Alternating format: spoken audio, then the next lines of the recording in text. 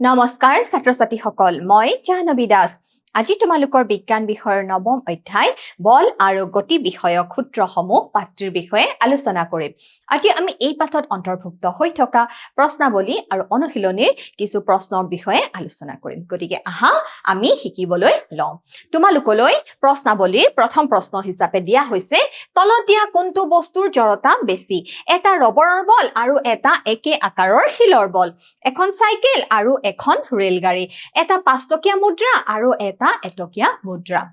এতিয়া জড়তা মানে কি আছিল জড়তা হৈছে কোনো বস্তু যে ৰৈ থকাৰ প্ৰৱণতা হি ৰৈ আছে হি তাৰ ৰৈ থকাৰ এটা প্ৰৱণতা থাকে যেতিয়ালৈকে বাহিৰৰ পৰা কোনো ধৰণৰ বাধা নাপায় বা বল প্ৰয়োগ নহয় আকৌ গৈ থকা বস্তু এটা কি কৰি থাকিব বিচাৰে গৈ থাকিব বিচাৰে যেতিয়ালৈকে ই কোনো ধৰণৰ বাধা নাপায় গতিকে এই যে গতিশীল বস্তু এটা গৈ থকাৰ প্ৰৱণতা গতি কৰি থাকিব বিচৰাৰ প্ৰৱণতা অথবা স্থিতিশীল অৱস্থাত থকা বস্তু এটা স্থিতিশীল অৱস্থাতেই থাকিব বিচৰাৰ যি প্ৰৱণতা এই প্ৰৱণতাটোকে কি বুলি কোৱা হয় জড়তা বুলি কোৱা হয় আৰু ভৰ হৈছে জড়তাৰ যোগ গতিকে জড়তাৰ যোগ কিহে নিৰূপণ কৰে জড়তাৰ যোগ ভৰে নিৰূপণ কৰে এতিয়া তোমালোকক যে দিয়া হৈছে এটা ৰবৰৰ বল আৰু এটা একে আকাৰৰ আকাৰ কিন্তু একে কিন্তু বলটো কিহেৰে নিৰ্মিত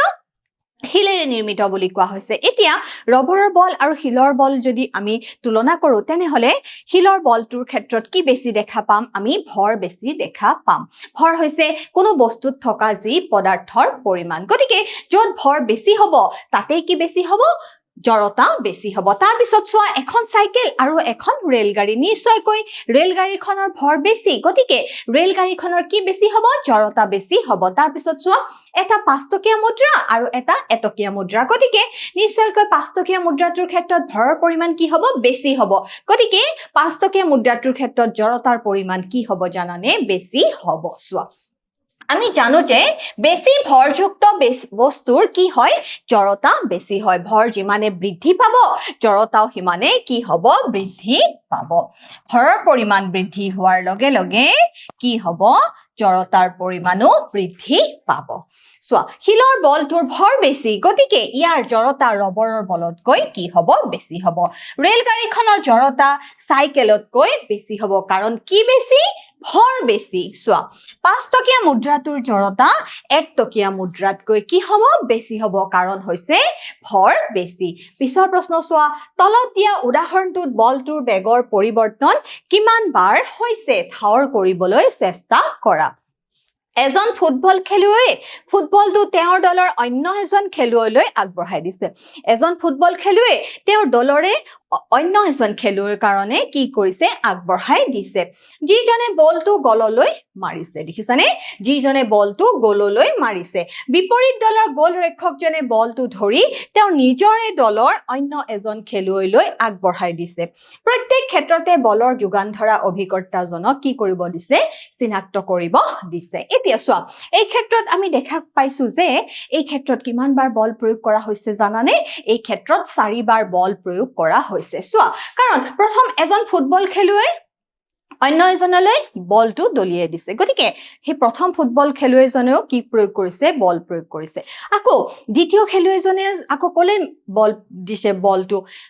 গললৈ দিছে গতিকে সেই ক্ষেত্ৰতো বল প্ৰয়োগ কৰিছে আকৌ গলজনে কি কৰিছে সেই বলটো যে ধৰি ৰাখিছে ৰাখি পেলাই কি কৰিছে বেগটো শূন্য কৰিছে গতিকে সেই ক্ষেত্ৰতো কি প্ৰয়োগ কৰিছে বল প্ৰয়োগ কৰিছে হেতু হৈছে তৃতীয় আৰু চতুৰ্থ ক্ষেত্ৰত কি হৈছে সেই গলৰ পৰা গোলৰক্ষকজনে আকৌ কি কৰিছে বলটো তেওঁ দললে কি কৰিছে দলিয়াই দিছে গতিকে টোটাল কেইবাৰ মুঠতে কেইবাৰ বল প্ৰয়োগ কৰা হৈছে 4 বাৰ বল প্ৰয়োগ কৰা হৈছে সো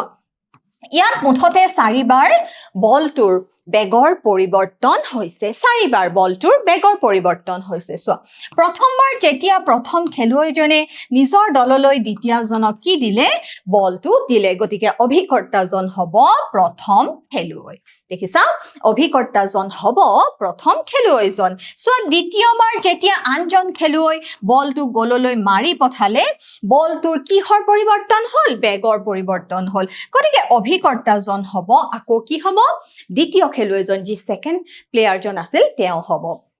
তৃতীয়বাৰ যেতিয়া গোলৰক্ষকজনে বলটো কি কৰিলে ৰখালে তেতিয়া বেগৰ মান কি হৈ আহিল কমি আহিলে হয়নে নহয় বেগৰ মান কমি আহিলে তেতিয়াও বেগৰ পৰিৱৰ্তন হল অভিকৰ্তাজন হ'ব কোন হ'ব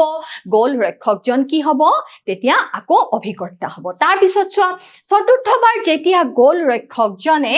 বলটো তেওঁৰ দলৰ অন্য এজন খেলুৱৈলৈ কি কৰিলে মাৰি পঠালে গোলৰক্ষকজনে যেতিয়া আকৌ তেওঁৰ দলৰে অন্য এজন খেলুৱৈলৈ কি কৰিলে বলটো মাৰি পঠালে দেখিছানে তেতিয়াও কিহৰ পৰিৱৰ্তন হল বেগৰ পৰিৱৰ্তন হল গতিকে মুঠতে কেইবাৰ বেগৰ পৰিৱৰ্তন হল ছাত্ৰ-ছাত্ৰীসকল 4 বাৰ বেগৰ পৰিৱৰ্তন হল চোৱা ইয়াত অভিকৰ্তাজন হ'ব কোন হ'ব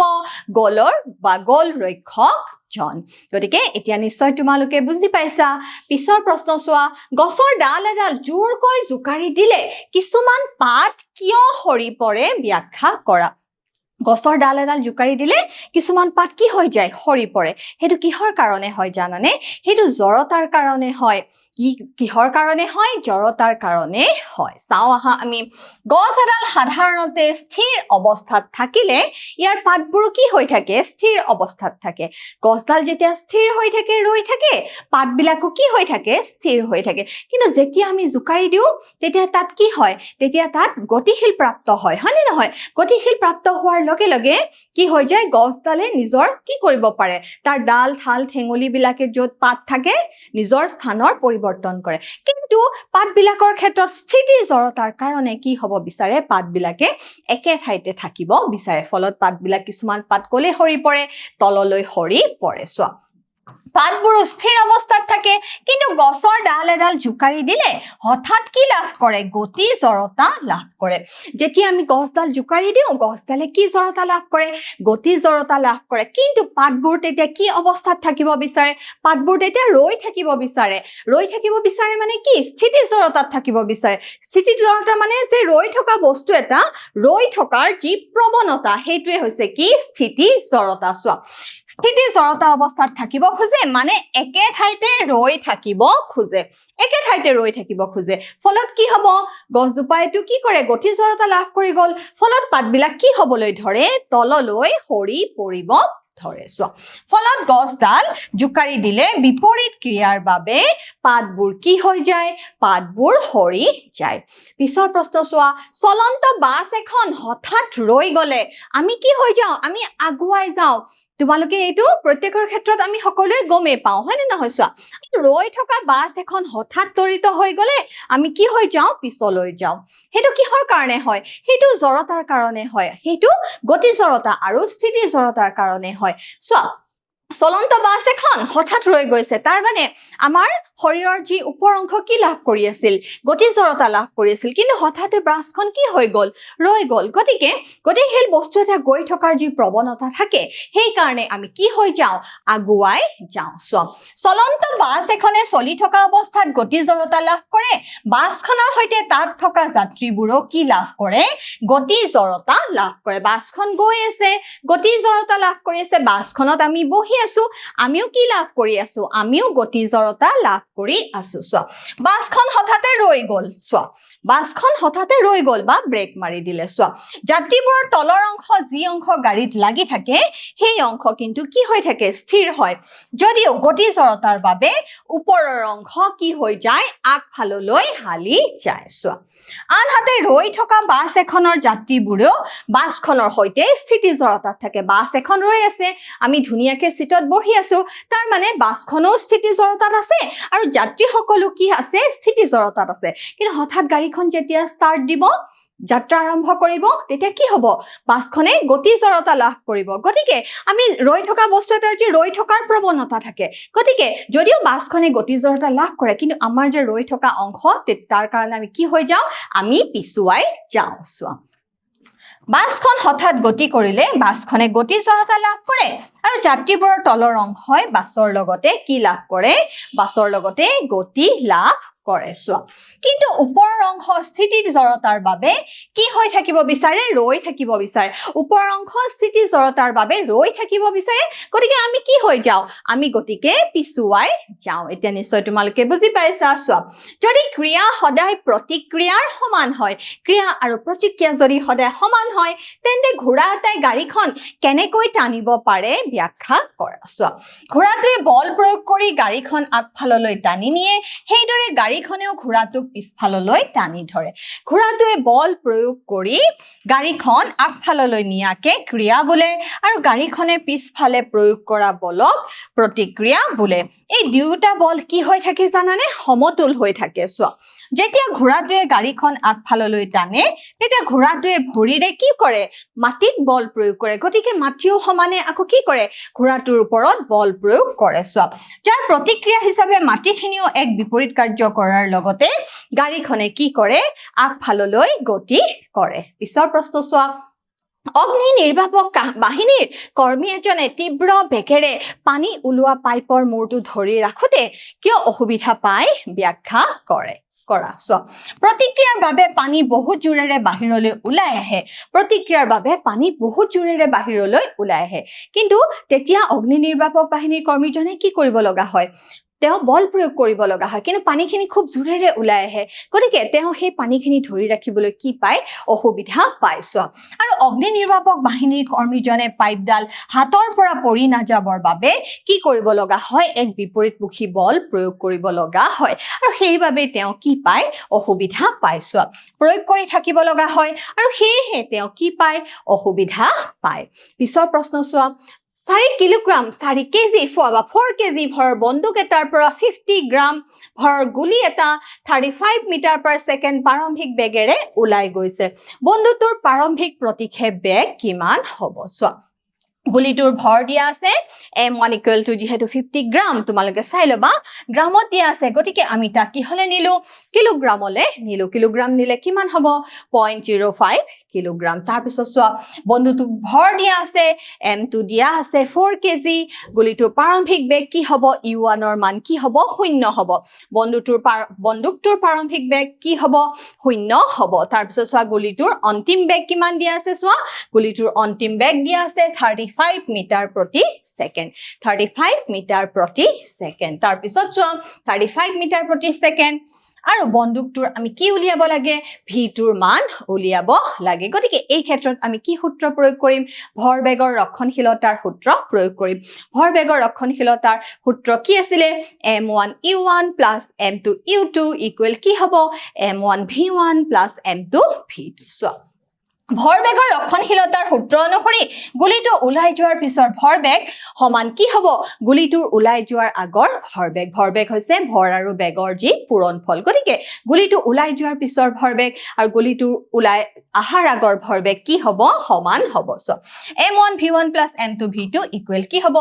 m1 u1 + m2 u2 এই ক্ষেত্ৰত চোৱা u1 আৰু u2 যেহেতু কি হয় u1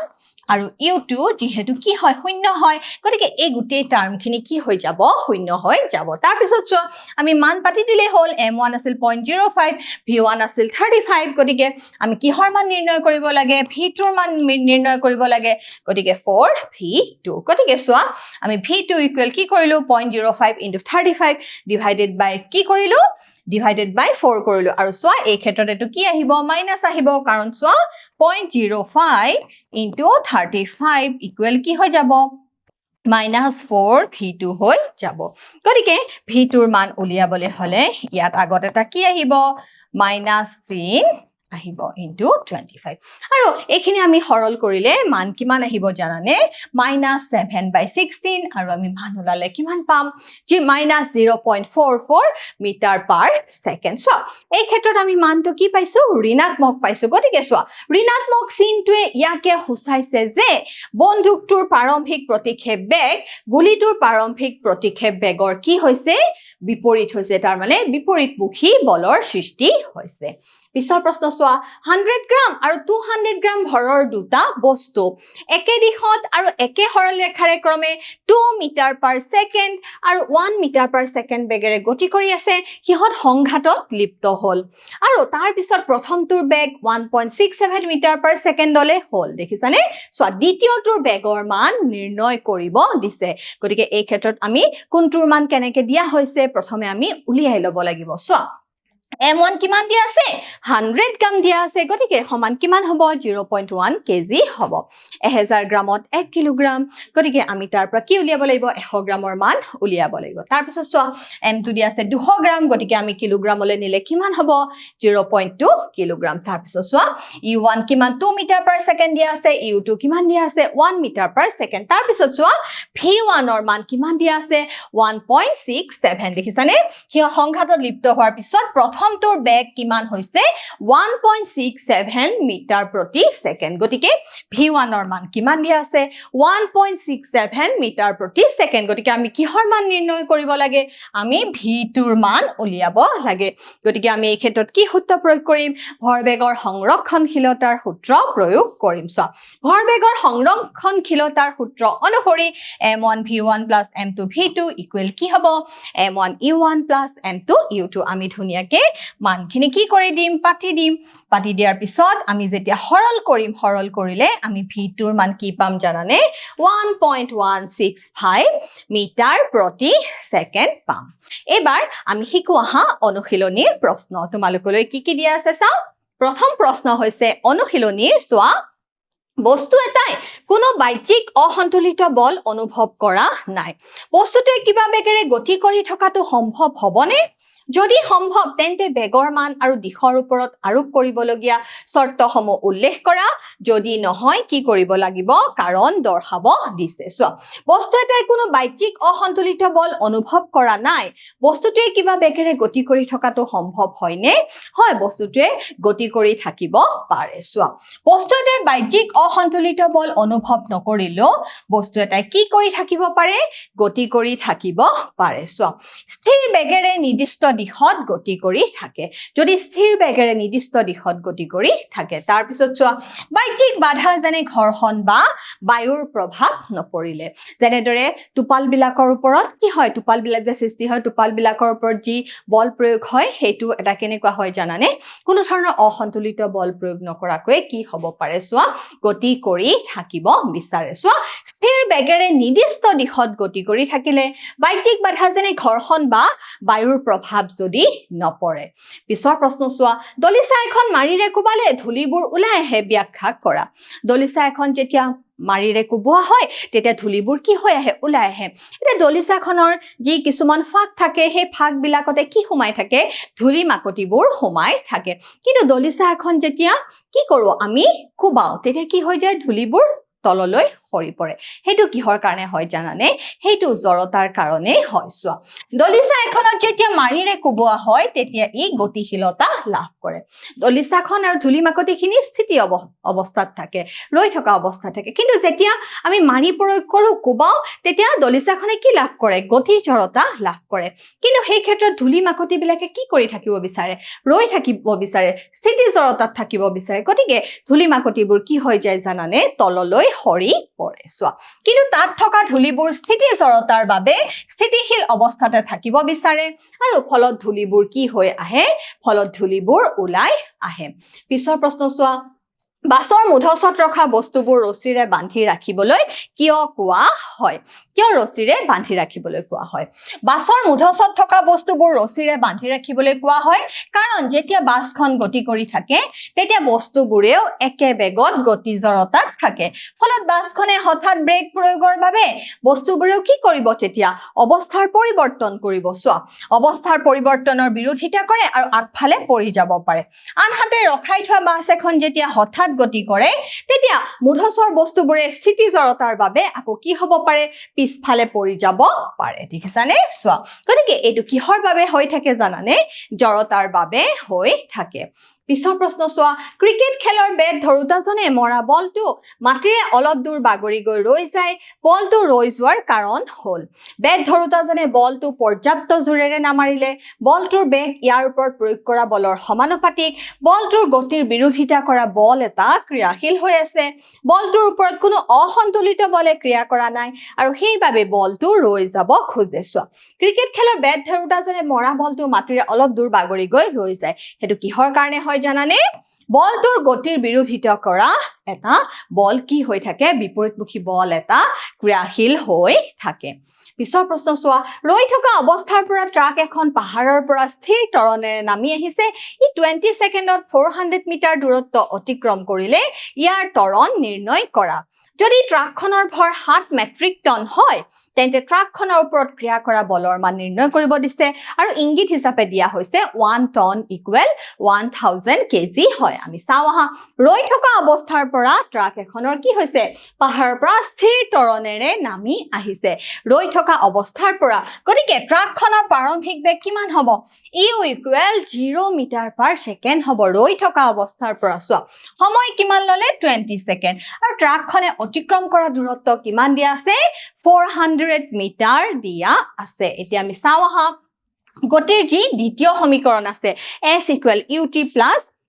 half at square গতিকে আমাৰ যেহেতু s ৰ মান দিয়া আছে u ৰ মান আমি শূন্য পাইছো টাইমৰ মান দিয়া আছে হয়নে নহয় t ৰ মান দিয়া আছে গতিকে আমি এই ক্ষেত্ৰত কিহৰ মান উলিয়াব লাগিব আমি a ৰ মান পাই যাম গতিকে আমি কি সমীকৰণ ব্যৱহাৰ কৰিছো গতিৰ দ্বিতীয় সমীকৰণ ব্যৱহাৰ কৰিছো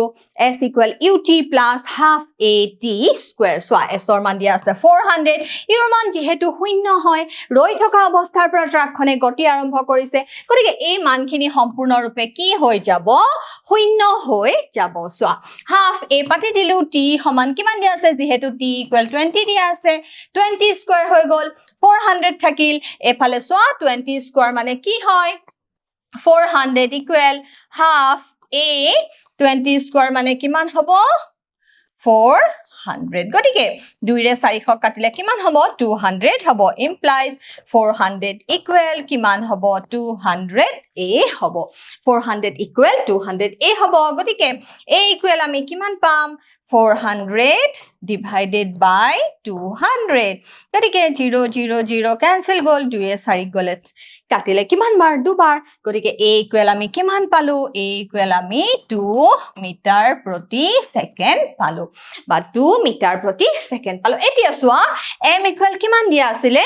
7 টন দিয়া আছিল কিমান দিয়া আছিল 7 টন দিয়া আছিল চোৱা যদি ট্ৰাকখনৰ ভৰ কিমান দিয়া আছে 7 মেট্ৰিক টন বুলি দিয়া আছে 1 মেট্ৰিক টন ইকুৱেল কিমান হয় 1000 কেজি হয় গতিকে 7 মেট্ৰিক টন ইকুৱেল কিমান হ'ব 7000 কেজি হ'ব সোয়া গতিকে যেহেতু 1 টন ইকুৱেল কিমান দিয়া আছে 1000 কেজি বুলি দিয়া আছে গতিকে সোয়া 7 টনৰ কাৰণে কিমান কেজি হ'ব 7000 কেজি হ'ব সোয়া এতিয়া আমি জানো এই সূত্র আমাৰ F ইকুৱেল ma বল সমান কি হয় ভৰ পূৰণ ত্বৰণ হয় সোয়া F ইকুৱেল যেহেতু ma ইয়াতে F ৰ মান উলিয়াব লাগে m হয় a হয় m ৰ মান আমি কিমান পালো আমি পালো 7000 a আমি উলিয়াইছো a আমি কিমান উলাইছো 2 মিটাৰ প্ৰতি সেকেন্ড গতিকে সমান কিমান পালো 14000 নিউটন গতিকে ছাত্ৰ ছাত্ৰী সকল তোমালোকে ঘৰত এই প্ৰবলেম বিলাক ধুনিয়াকে প্ৰেক্টিস কৰিবা তেতিয়াহে পৰীক্ষাত ভালদৰে কৰিবা আশা কৰিছো তোমালোকে আজি এই প্ৰশ্নসমূহ আয়ত্ত কৰিবলৈ সক্ষম হৈছা আজিলৈ আহিছো ধন্যবাদ